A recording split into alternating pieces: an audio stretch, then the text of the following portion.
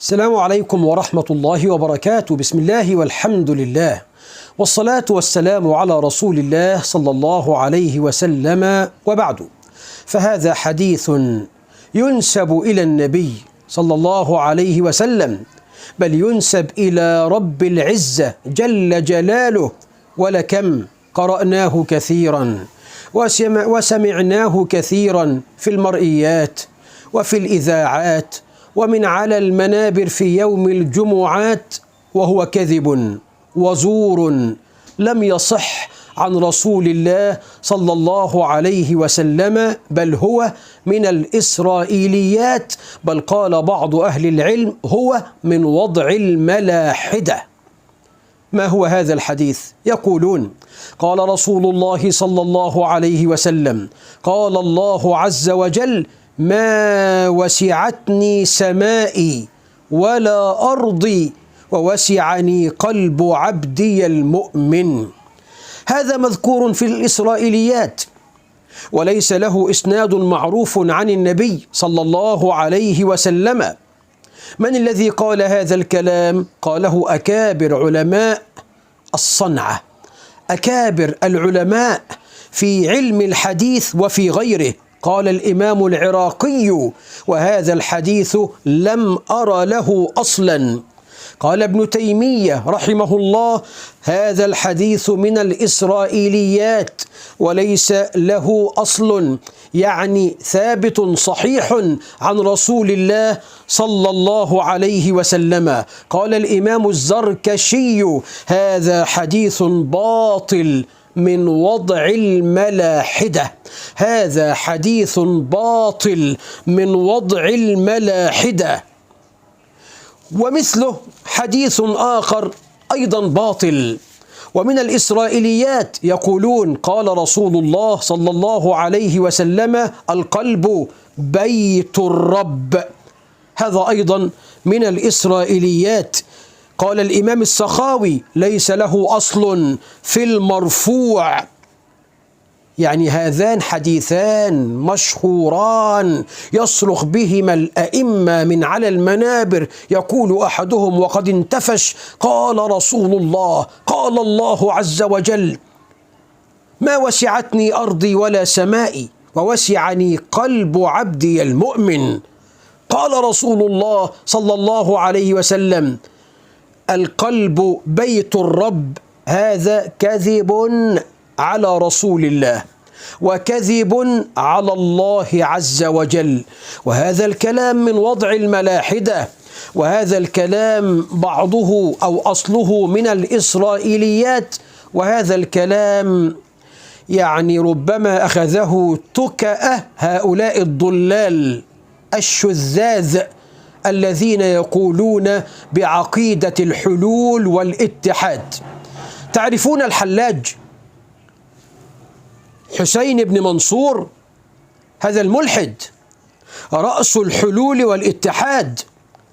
قال عنه عمرو بن عثمان المكي: كنت أماشي الحلاج في بعض أزقة مكة، قال: وكنت أقرأ القرآن بقراءة حسنة، فسمع قراءتي فقال لي: يمكنني أن أقول مثل هذا القول، ففارقته.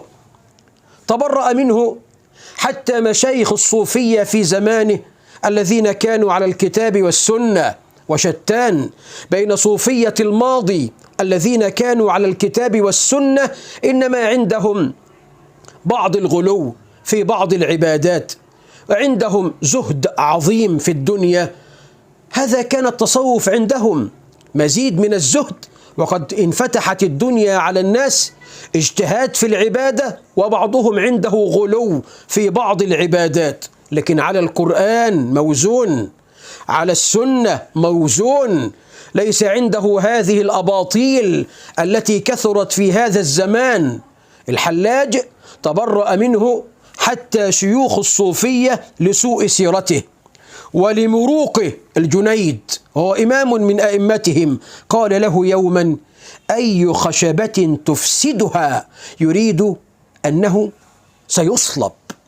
بهذا المعتقد الباطل سيحاكمه القضاء الشرعي ويحكم عليه القضاة بالصلب، وقد كان حكم عليه القضاء الشرعي بأنه ملحد وأمر القضاة بصلبه وصلب.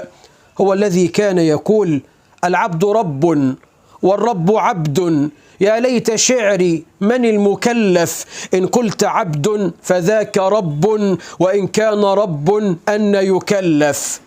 كان يقول: ما تحت الجبة إلا الله. ومن أشعاره: سبحان من أظهر ناسوته سر سنى لاهوته الثاقب، ثم بدا في خلقه ظاهرا في صورة الآكل والشارب.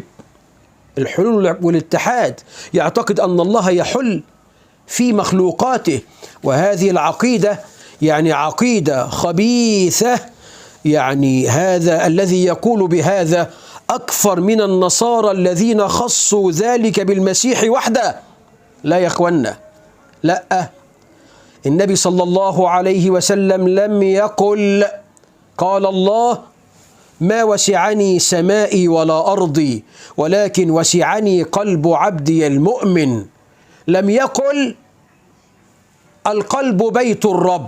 اللي تسمعوه بيقول كده بأدب وبرفق، قل له حضرتك فضلتك جايب الكلام ده منين؟